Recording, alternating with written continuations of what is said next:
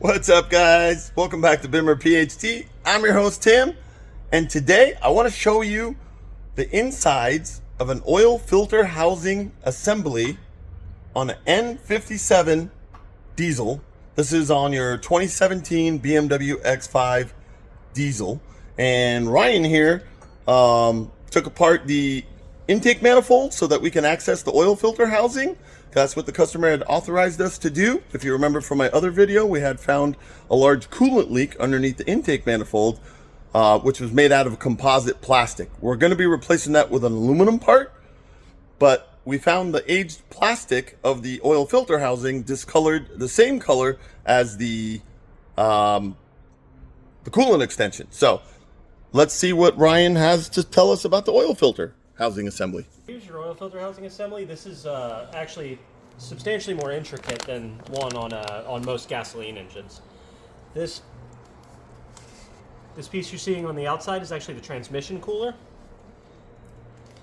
And then the next layer of the sandwich here, this is the thermostat assembly for the transmission cooler.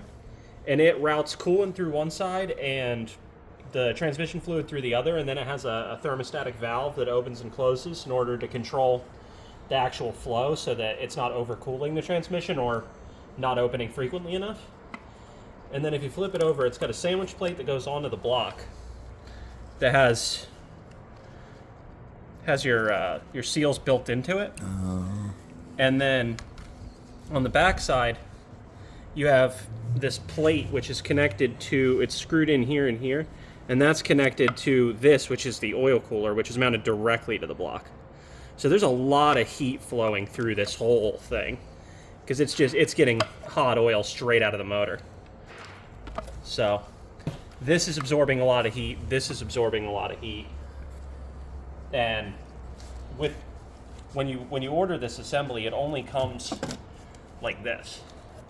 No new cooler and no new thermostat assembly for the transmission. So it's recommended once you're that far in, it's a good idea to replace this because just the amount of labor to get back in here for this part is essentially doing the job twice.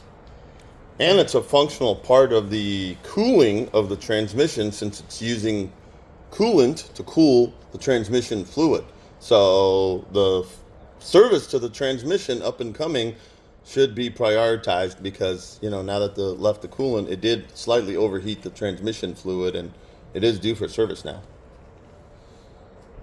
The other thing I wanted to show while we're in here, we said we were going to look at the carbon buildup. So let me show you the update on the carbon that we found on the intake as we do have the car up in the air here.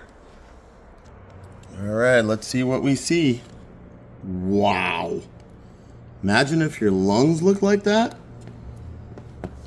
And remember, this is an intake manifold, so it is breathing air, and as the air travels through all this carbon, it slows down and transfers oil into the system, down into the cylinder head. This is the outlet where it meets the intake manifold here, and where the EGR is forced into the intake tract.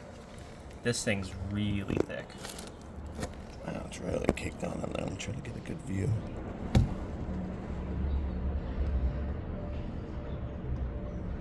So this is why we say doing a carbon cleaning while we have the intake manifold is very important, because we want to make sure that we give you the best success plan so that your engine lasts and saves you money.